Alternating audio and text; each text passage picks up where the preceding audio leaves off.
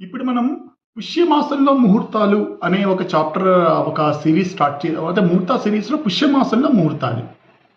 Okay. అయితే ఈ పుష్యమాసం చాలా వరకు మనకి ధనుర్మాసంలో కలిసిపోయి ఉండడం వల్ల పెద్దగా ముహూర్తాలు లేవు. కొన్ని అన్నప్రాసన ముహూర్తాలు ఒకటే నాకు పంచాంగంలో కనిపిస్తున్నాయి. దాని మీద ఒక అనాలిసిస్ చేసి దాని మీద నా అభిప్రాయాన్ని నేను మీతోటి పంచుకుంటున్నాను. అంతేకాని ఇది నా వ్యక్తిగత అభిప్రాయం కాదు.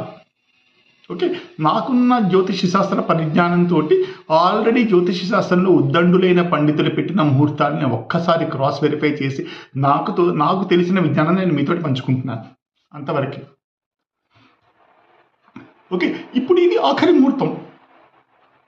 ధనుర్మాసానికి ఆల్మోస్ట్ ఆఖరి ముహూర్తం. తర్వాత ముహూర్తాల సంగతి తర్వాత చూద్దాం. 12/1/2026 12/1/2026 ఉదయం 7:39 ఒక అన్నప్రాసన ముహూర్తం పెట్టారు. 12/1/2026 ఉదయం 7:39 ఒక అన్నప్రాసన ముహూర్తం పెట్టారు మకర లగ్నంలో. ఓకే. ఆ రోజు పంచాంగం ఎలా ఉందో ఒకసారి చూద్దాం. మనకు కావాల్సింది పంచాంగ శుద్ధి, తారాశుద్ధి, చంద్రశుద్ధి, లగ్న శుద్ధి. ఓకే. ఇది కావాలి. ఫస్ట్ పంచాంగం ఎలా ఉందో చూద్దాం. కృష్ణ పక్ష నవమి, సోమవారం, స్వాతి నక్షత్రం. నవమి తిథి నాడు మామూలుగా అన్నప్రాసన ముహూర్తం. నవమి అనేది ఆ తిథి నాడు ముహూర్తాలు పెట్టకూడదు, కానీ ఇక్కడ పెట్టి ఉంది. సోమవారం సమస్య లేదు, స్వాతి నక్షత్రం సమస్య లేదు, బాగానే ఉంది. ఓకే. మనం యోగ కరణాన్ని మనం చూడటం లేదు, ఎందుకంటే మనం నక్షత్రాన్ని తిథి ఆల్రెడీ చూసేసాం కాబట్టి యోగాన్ని కరణాన్ని ఇప్పుడు మనం చూడటం లేదు. ఓకే. అయితే దశమంలో చంద్రుడు ఏ గ్రహం ఉండకూడదు. దశమ స్థానం గ్రహ వర్జితం అయి ఉండాలి. మకర లగ్నానికి ఆ రోజు దశమంలో చంద్రుడు ఉన్నాడు. తులా లగ్నంలో చంద్రుడు ఉన్నాడు, స్వాతి నక్షత్రంలో ఉన్నాడు.